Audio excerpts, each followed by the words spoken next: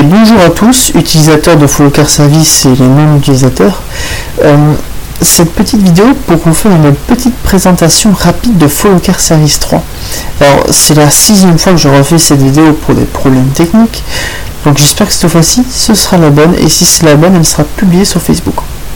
Alors, en premier, deux petites informations. La première, c'est que Follow Car Service 3, la version que je vais vous montrer maintenant, est encore en développement et elle le sera encore au moins jusqu'à fin janvier.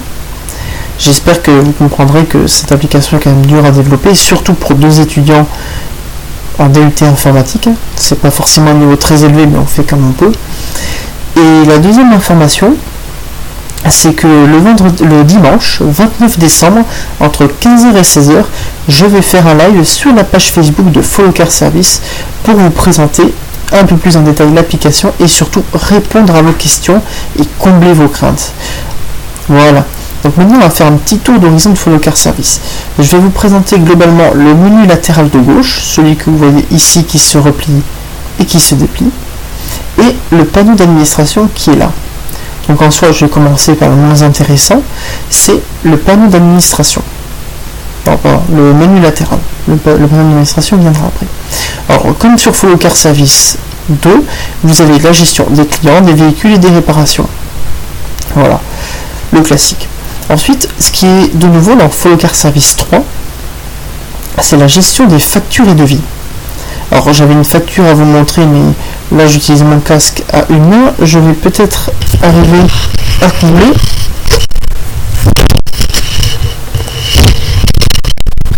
Alors, est-ce que j'ai la facture? Oui.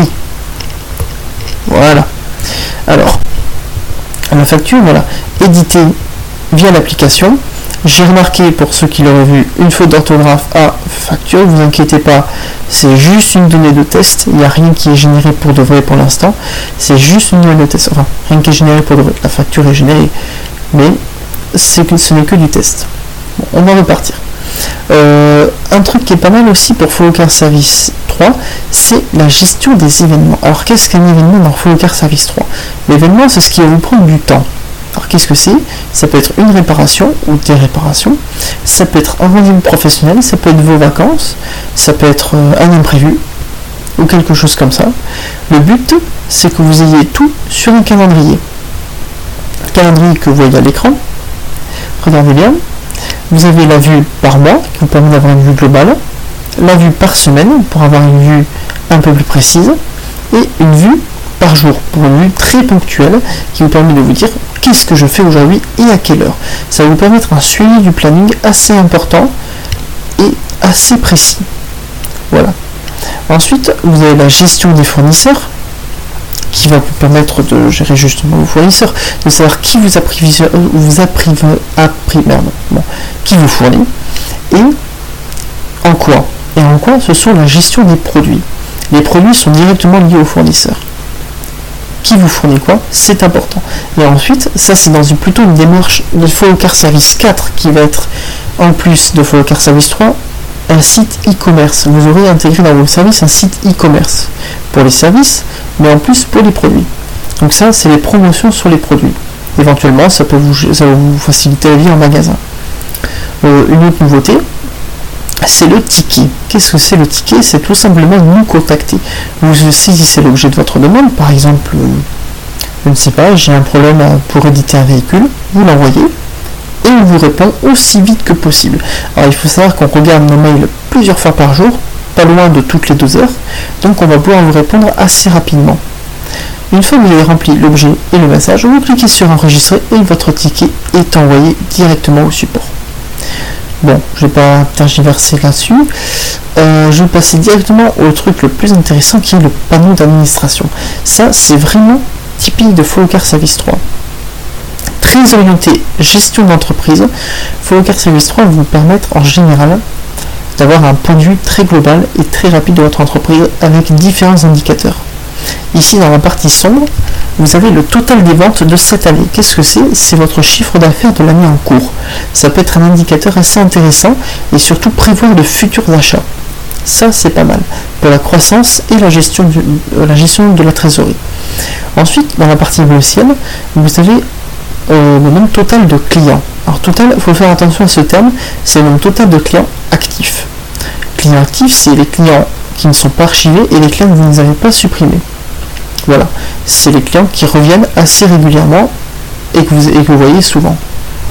Ensuite, nous avons les réparations dans la partie verte. Alors c'est réparation achevée, il faut faire attention à ce terme, c'est pas les réparations, c'est les réparations achevées. Si vous êtes à 100%, vous n'avez plus de réparations à faire. Si vous êtes à 0%, vous avez toutes vos réparations à faire. Si vous êtes à 50%, vous avez la moitié des réparations faites et la moitié des réparations en attente. Voilà, c'est un pourcentage qui fonctionne comme ça.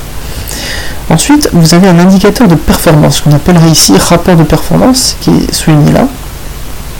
Alors, pour l'instant, on n'a pas encore décidé quel jeu de données on va mettre dedans, mais c'est pratique d'avoir un graphique sous cette forme. On va y mettre, par exemple, en rouge les clients, en bleu les véhicules et en vert les réparations. Ça vous aurait donné une idée à peu près de croissance de votre entreprise sur les mois qui suivent. Voilà. Les mois précédents et les mois qui vont suivre. Globalement, on a aussi deux ratios de performance technique, les clients par véhicule et les véhicules par réparation. C'est deux ratios qui vont vous permettre d'évaluer à peu près le temps passé en fonction de chaque élément. Ensuite, on a un dernier ratio, c'est celui-là. Celui-là est un peu particulier. On l'utilise plus en comptant. C'est un ratio d'indicateur de chiffre d'affaires et de croissance. Alors, ratio CA-N-1. On a mis ça comme ça parce qu'on n'a pas forcément beaucoup de place sur l'écran. Et N sur N-1, c'est l'année en cours sur l'année précédente. Pourquoi ça?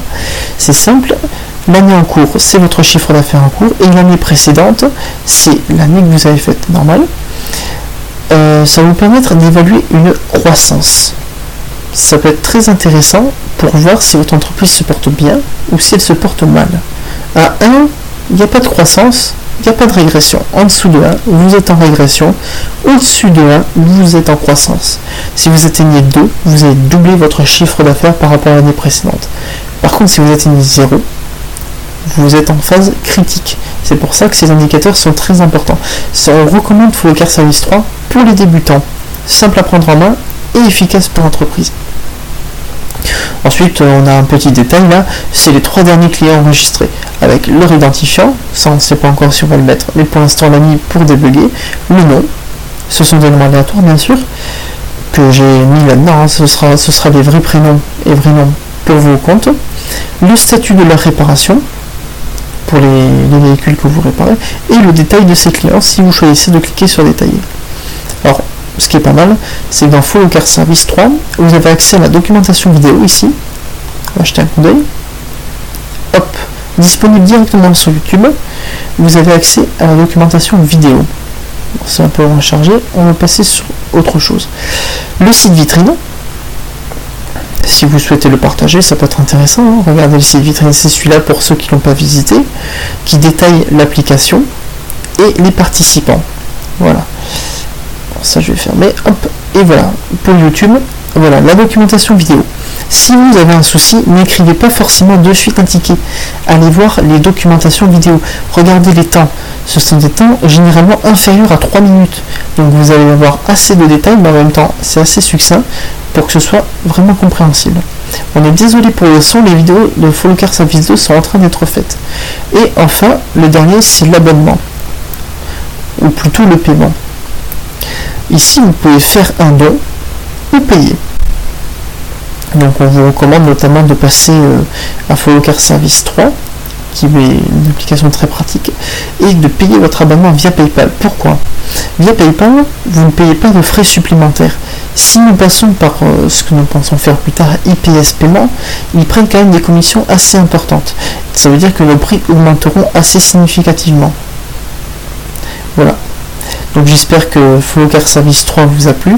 Et n'oubliez pas que je vous retrouve le dimanche 29 décembre 2019 entre 15h et 16h pour un live afin de répondre à vos questions, combler vos craintes et éventuellement me faire part de vos idées pour Followcar Service 3 ou Followcar Service 4. Voilà, je vous souhaite une bonne soirée et je vous souhaite également de très bonnes fêtes. Bonne soirée.